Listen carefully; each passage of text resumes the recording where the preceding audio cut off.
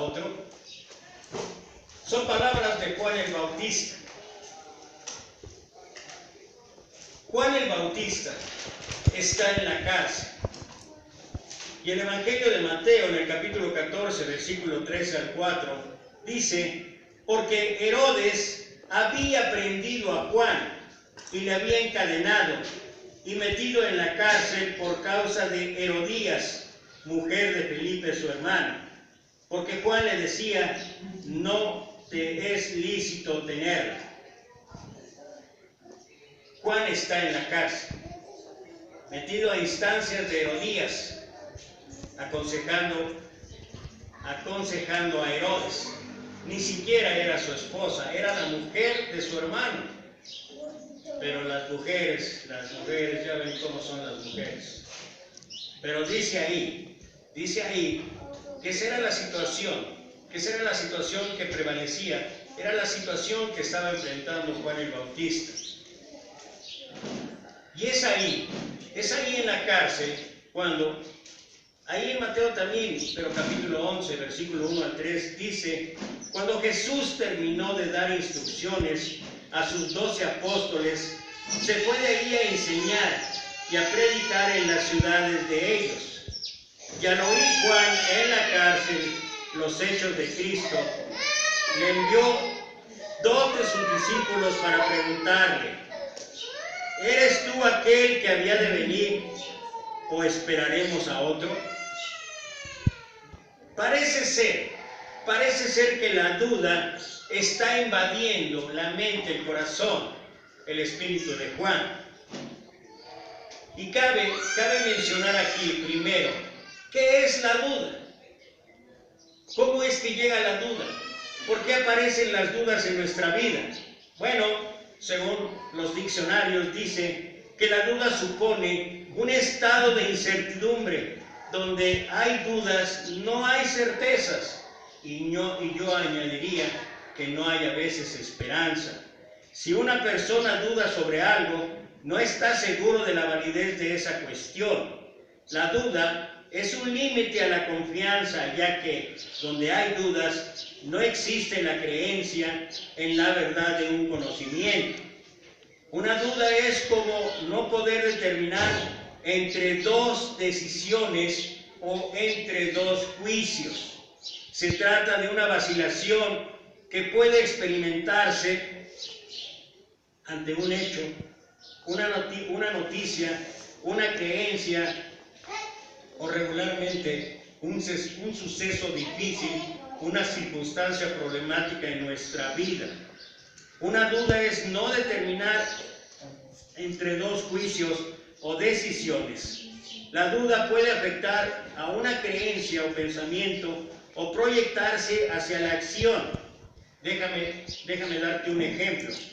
Una mujer puede dudar sobre la fidelidad de su esposo y seguir actuando sin cambios, o puede transformar esa duda en una decisión y plantearle el problema a la pareja.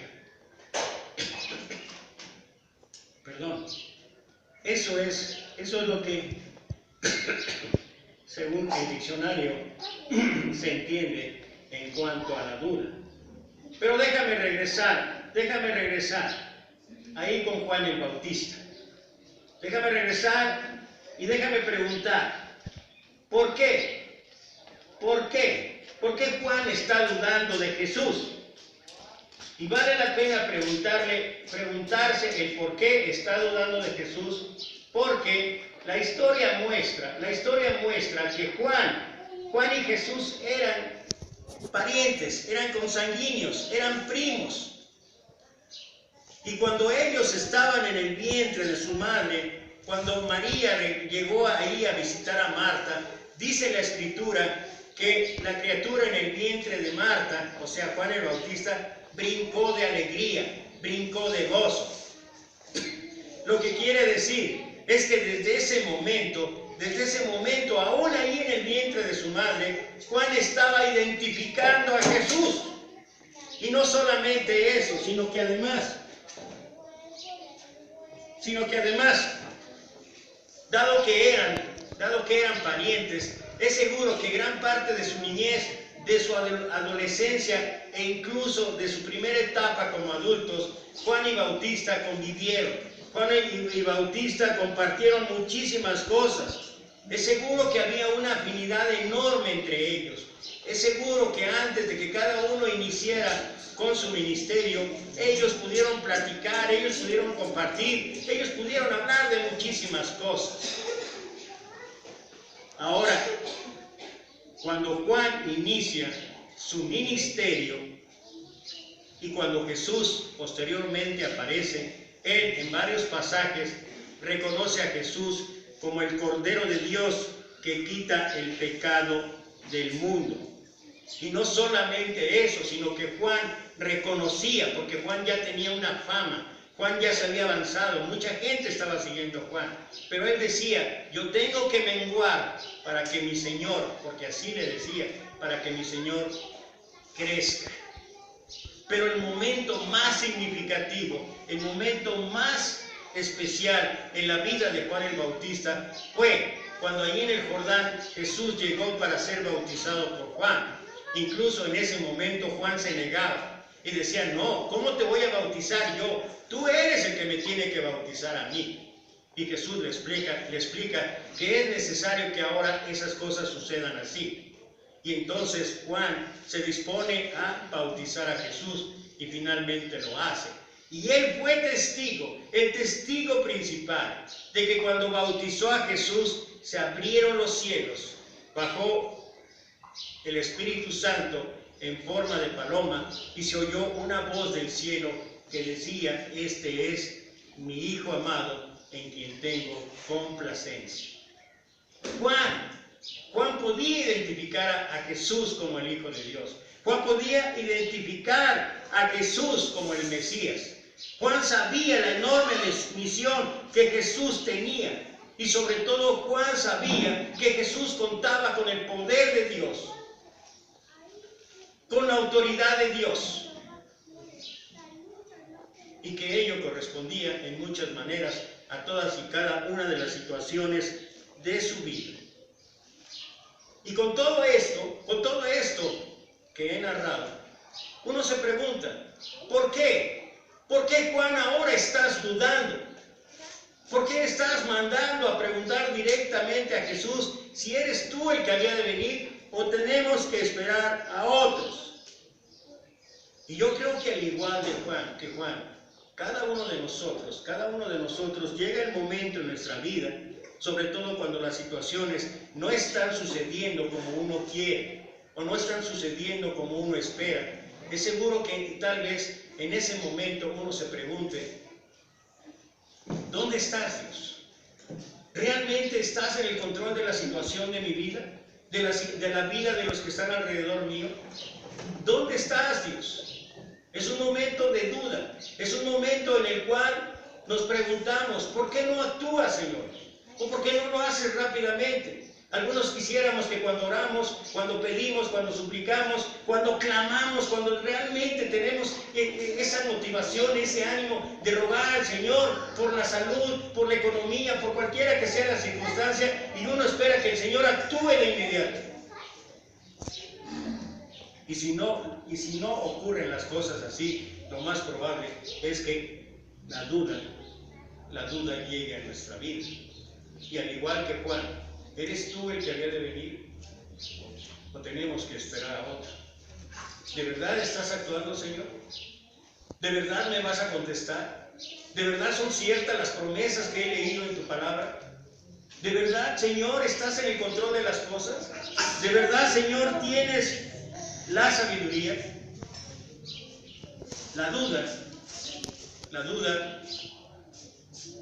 es una herramienta que siempre va a usar Satanás para desviar nuestra atención y dejar de mirar a Dios. Eso es lo único que hace la duda. Satanás ataca y Satanás nos hace desviar la mirada. Ocurrió allá en el Edén. Eva había visto, no sé, tal vez cientos de veces el árbol que Dios había dicho no comiera. Pero Satanás hizo poner la mirada de Eva en ese árbol. Y luego le hizo mirar a otro lado cuando le dijo, Él sabe que si comen de ese árbol, serán iguales a Dios, tendrán el mismo conocimiento que Dios. Y eso tuvo una consecuencia, tú lo sabes. Entró la desobediencia, entró el pecado y todo se distorsionó. Ocurrió también con los discípulos en la tormenta. Los discípulos van en la barca. En la barca está Jesús. Dice ahí en la escritura, en Marcos capítulo 5, dice ahí que Jesús dormía.